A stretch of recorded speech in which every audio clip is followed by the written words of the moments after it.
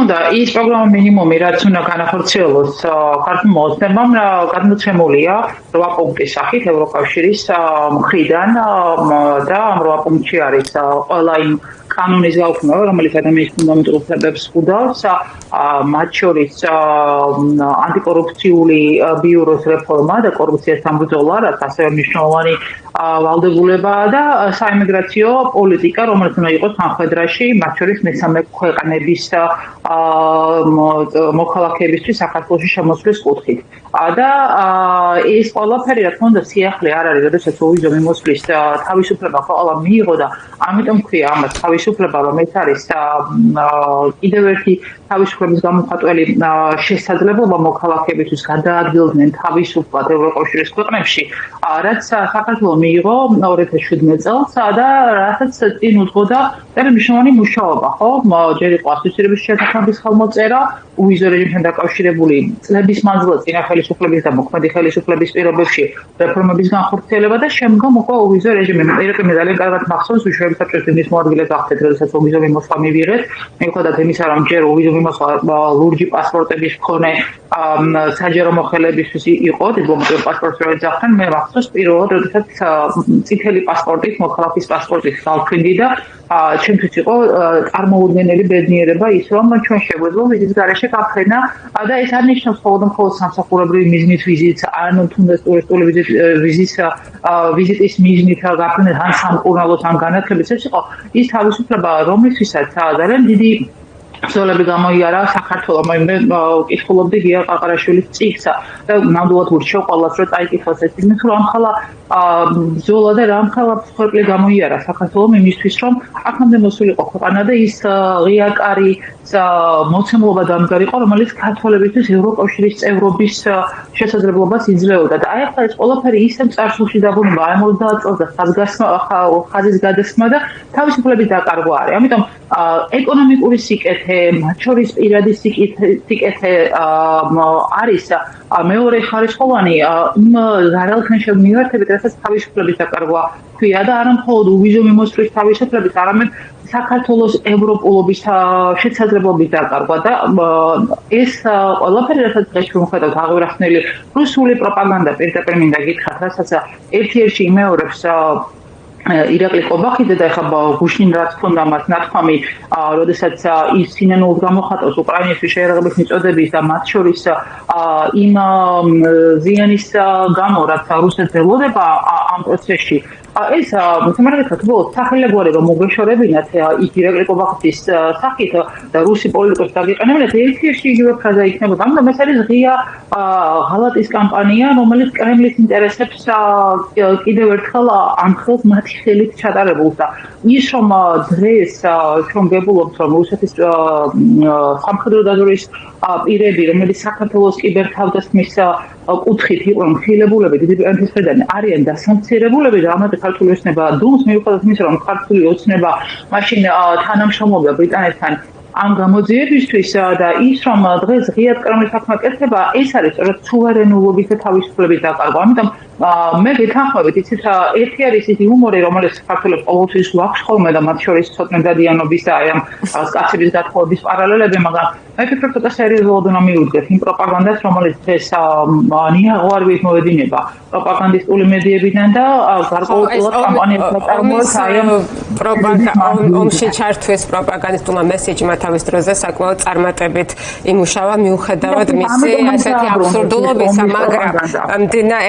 მდინარეში მეორე ჩესლა ისეთი ეფექტური, როგორც წესი აღარ არის ხოლმე, თუმცა დამსწრებლად ცხადია არ ღირს ამის. თქვენ როგორ უყურებთ, ისევ შეიძლება ამ ვითარებაში კვლავ ეფექტური აღმოჩნდეს ეს მესეჯი? აი ქართულ საზოგადოების გადმოსახედიდან კიდევ ერთხელ ეს გზავნილები, რა თქმა უნდა,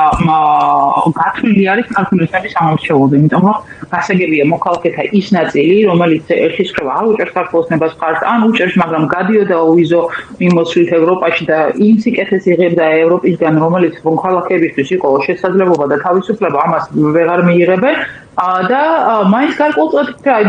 ძალიან ისეთი საინტერესო ტენდენციას ხედავ მოგზაურთა ჯგუფში Facebook-ზე, სადაც ბოლომდე ვერ იჯერებენ თუ რა საფრთხის წინაშე ვდგევართ მთლიანად ქვეყანა. და ბოლომდე არ ესმით, ან არ უნდათ რომ დაიჯერონ, გარკვეულწილად უარყოფა არის რეალობის, რომელიც წესოსნებამ დააყენა, რომ ეს ყველაფერი დადგება და თარიღი ვიცით, ეს არის 31 აგვისტო, როდესაც ვადა აქვს მიცემული ქართულ ოცნებას, პასუხიც ქართული ოცნების მხრიდან ვიცით, რომ არ გააკეთებენ იმ ვალდებულებების შესრულებას, რომელიც 8 პუნქტით არის მოთხოვნილი, და მათ შორის ვიცით, სავარაუდოდ, როდის შეიძლება უვიზო რეჟიმი გაუქმდეს საქართველოს მოქალაქეებს, ოქტომბერშია შემდეგი მინისტერიალი, ხო? ამიტომ ერთი არის რასაკეთებს ქართული ოცნება და როგორ უარს ეუბნება მოქალაქეებს იმ სიკეთეზე, რომელიც მისი ხელისუფლებაში ყოფნის დროს მიიღო საქართველოს და მეორე არის რასაკეთებს ჩვენ საქართველოს ის მოქალაქეები, რომლებიც კონსტიტუციის 78 მუხლის ვალდებულების შესრულება გვაკისრია. შესაბამისად, აი ახლა დღეს მე ვფიქრობ, ყველაზე უფრო მნიშვნელოვანი იქნება არა მხოლოდ იმაზე საუბარი, რომ ტელევიზიით, რომ უვიზო რეჟიმის დაკარგვა რა გავლენას იქონიებს ხალხზე, არამედ მათ შორის აი ამ საკითხებზე კამპანიის ჩატარებით მოქალაქეებთან და იმ წინააღმდეგობის ფორმებზე მსჯელობა, რომელიც აუცილებელია მშვიდობიანი პროტესტის გზით ხელისუფლებისთვის ხალხის ძალის ჩვენებით. და კიდევ ერთხელ ის, როდესაც დღეს უკვე საუბარია იმაზე, რომ აი ახლა კიდე მორიგა და ომში ჩართვის კამპანია, ეს თუ კაცების გათხოვება, რაც რა თქმა უნდა ხა არასერიოზულია, მაგრამ ყოველ შემთხვევაში გარკვეულწილად ეს პროპაგანდა, რომელიც რუსეთის მხრიდან დიდი ხანია მომდინარეობს, რაღაც გავლენები მას აქვს. მე ვფიქრობ, რომ სიკეთეებზე უნდა ვისაუბროთ და იმ საფრთხებზე, რომელიც ელიტა. ეს არ დასრულდება კიდევ ერთხელ გეუბნების მხოლოდ იმით, რომ მოქალაქეები ვეღარ გავლენ ევროპაში უვიზოდ. ეს დამთავრდება საქართველოს სუვერენიტეტის დაკარგვით. და აი აქ მივდივართ ჩვენ, იმიტომ რომ როგორც კი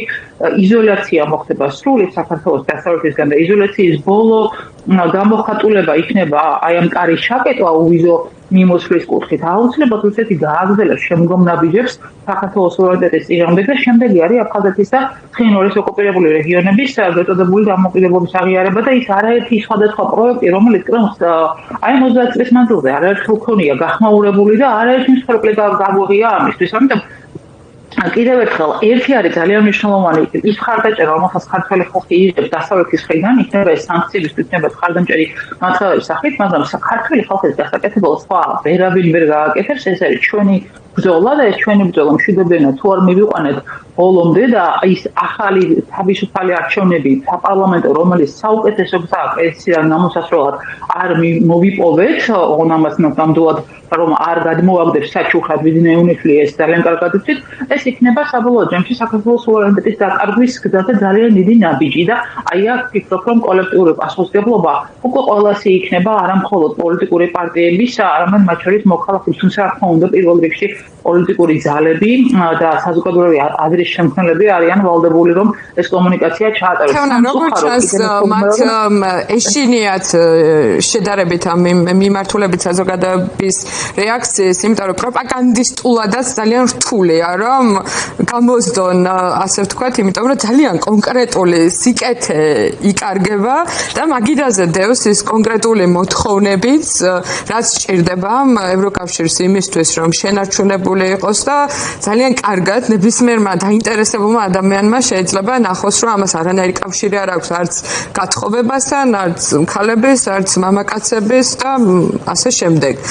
არ ინტერესდებიან საერთოდ ამ საკითხები, თუმცა ეს ხშირად უნდა გავიმეოროთ, რომ არანაირი კავშირი არ აქვს ამ მოთხოვნებთან. თქვენ გაიხსენეთ ასევე ძალიან მნიშვნელოვანი ნაწილი, ცოცხალია მეხსიერებაში ის პირველად წითელი პასპორტით, როცა ჩავიდნენ ადამიანები და ისარგებლეს ამ სიკეთით. ძალიან კონკრეტული რამე, ამას იმიტომ ვიმეორებ, რომ ევროკავშირში გაწევრიანების პერსპექტივა, ნატოში გაწევრიანების პერსპექტივა სამწუხაროდ ასეთი კონკრეტული რამე არ არის. ეს არის სურვილი და ამოცანა, მაგრამ არ არის ასეთი ხელშესახების სიკეთე და რეალობა ამ წუთას ჩვენთვის. მოერევა თუ არა ამას და შეიძლება თუ არა მოერეოს პროპაგანდა და რა უმაგრებს ამ პროპაგანდას ზურგს. რეალურად ხო პროპაგანდას ომის პროპაგანდას ხო კონკრეტულად რუსეთის შიში უმაგრებს ზურგს. აი ამ მიმართულებით თქვენ როგორ ხედავთ საზოგადოებრივ განწყობებს?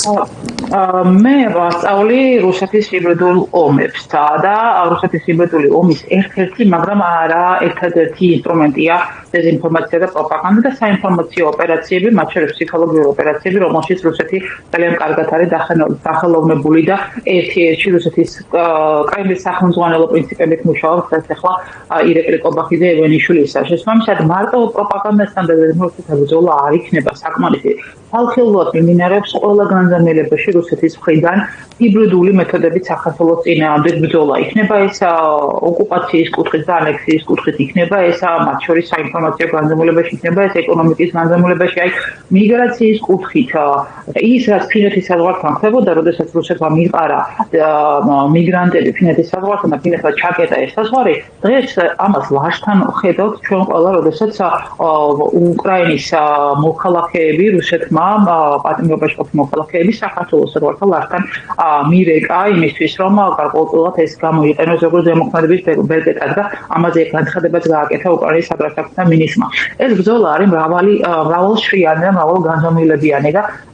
ძალიან სამწუხაროა, რომ მიუხედავად იმისა, რომ საქართველოში არსებობენ ადამიანები, რომლებმაც ისწავლეს დასავლეთში, მათ შორის რუსეთის ჰიბრიდულ ომთან და პირისპირების გზები, იმით რომ ერთიანობა, მედეგობა ყოფილიყო ამისი პასუხი და მედეგობა და ეროვნული მედეგობა გულისხმობს ამ შემთხვევაში ხელისუფლების და საზოგადოების და მესამე სექტორის ერთიანობას, როდესაც ხელისუფლება ამ შემთხვევაში კოლაბორაციონისტი ყავს, რა თქმა უნდა, სხვა ჯგუფები, ის ჯგუფები, რომლებიც პატრიოტული ჯგუფები არიან და რომლებიც იცავენ ამ ქვეყნის სუვერენიტეტს, უნდა იყვნენ ამ მედეგობაში გაერთიანებულად დაპირისპირებაში შესული ამ ჰიბრიდულ ომთან. შესაბამისად, ერთი არის პროპაგანდა და დეზინფორმაციის ბრძოლა, რომელიც ძალიან მნიშვნელოვანი განზომილებაა და ჩვენ დავაგვიანებთ ამასთან დაკავშირებით ერთიანი საკოორდინაციო მექანიზმის და ერთიანი სისტემის შექმნა იმისთვის, რომ ამ პროპაგანდას ვებრძოლოთ. იქნება ეს მათ შორის ყველა მიმართულებით გაშლა, მაგრამ ყველაზე მთავარი ერთიანობა ამ ბრძოლაში ეს არის ის მნიშვნელოვანი გამარჯვების წინაპირობა, რომელიც ჰიბრიდულ რუსულ ოპერაციასთან ძალას მოგვცემდა და სამწუხაროდ კიდევ ერთხელ უბრუნდები ჩვენს წარსულ ისტორიას, ყველაზე მნიშვნელოვანი ისტორიულ მომენტებში ყოველთვის დაპირისპირება ერთმანეთის მიმართ გარკვეულწილად დაპირისპირება უფრო მეტი იყო ხოლმე ვიდრე ეს ის საერთო ინტერესი და მიზანი, რის გარეშეც არ გამოვა ეს საქმე. ამიტომ მე უფრო სიმართლე გითხრათ, აღხედავ არა მხოლოდ იმის აუცილებლობას, რომ დეზინფორმაციას ვებრძოლოთ ცალ-ცალკე, არამედ აუცილებლობას იმისა, რომ რუსეთის ჰიბრიდულ ომს დაუპირისპირდეს ერთიანად, არა მხოლოდ პოლიტიკური პარტიები, არამედ პარტიები, მედია და მათ შორის ის სამოქალაქო ჯგუფები, რომლებსაც მთელი გამოუსვეს და ყველა ის შესაძლებლობა გააუქმეს, რომელიც ამ ქვეყნისთვის და სამოქალაქო საზოგადოების ძლიერი სამოქალაქო საზოგადოებისთვის იყო აუცილებელი, მაგრამ ეს ადამიანები კიდევ ერთხელ არსებობენ, ცოდნი ადამიანები და ჯერ კიდევ შესაძლებელია ამ ბრძოლის წარმოება, ოღონდ გააძლიერებულად და არა ემოციურად. სამწუხაროდ ჩვენ ყოველთვის ემოციები ყოველთვის უფრო შარბი იყო ვიდრე გააძლიერებული ბრძოლა და აი აქ ყველაზე დიდი გულისკიული შემლია, რასაც ეს ახლა მე ვხედავ, გითხრათ რომ გააძლიერებული ბრძოლა, მიზანზე ორიენტირებული და შედეგზე გათვლილი გვატრია ისე როგორც არასდროს და აღწერეთ რამდენი დრო და ძალისხმევა დაჭირდა აი მაგალითად კონკრეტულად ვიზა ლიბერალიზაციის მიღებას და ახლა რა მარტივია ესე ძალიან სწრაფად დაკარგვა და განსაკუთრებით სამწუხაროა თუ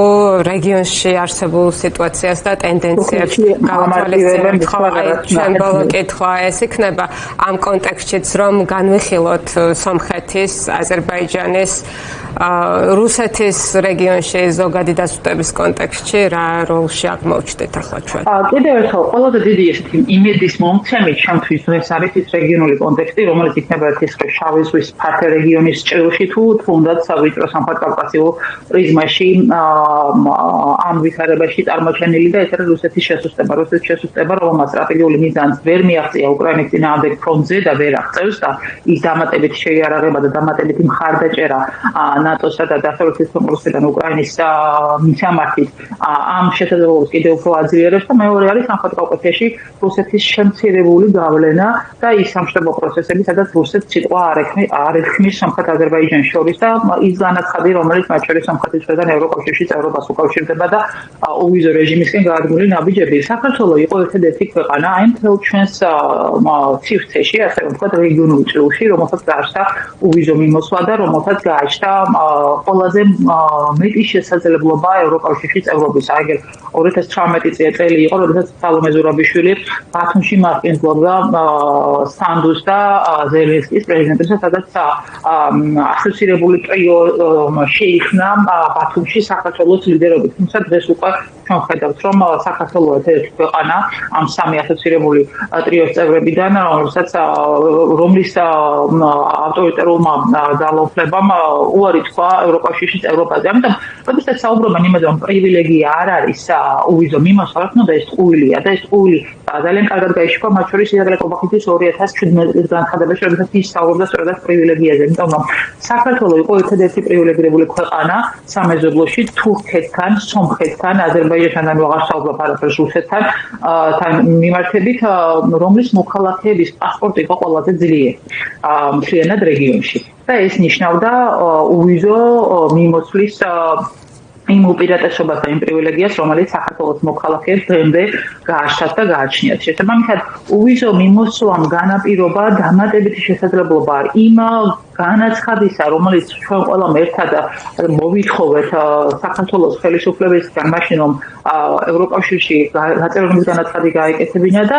შესაძლებლობა საბოლოო ჯამში საქართველოს ქონდა ევროკავშირის მხრიდან ღია, რომ ევროკავშირის წევრობით გამხარიყავით და არათუ უვიზოდ გვევლო ევროკავშირში, არამედ მათ შორის ევროკავშირის წევრები გამხარიყავით და ის სიკეთეები მიგვეღო, რომელიც ევროკავშირის მოქალაქეებს აქვს. ამიტომ კიდევ ერთხელ ძალიან მნიშვნელოვანია იმ საფრთხის გააზრება, რომელიც არა მხოლოდ უვიზო მიმოსვლის თავისუფლების დაკარგვას უკავშირდება, არამედ საქართველოს სუვერენიტეტის და ბრძოლა იმისთვის, რომ ეს საფრთხე შევაჩეროთ და საქართველოს დააბრუნოთ იმ ევროკავშირის გზაზე, რომელიც ჩვენი წინაპრების არჩევანი იყო. დიდი მადლობა.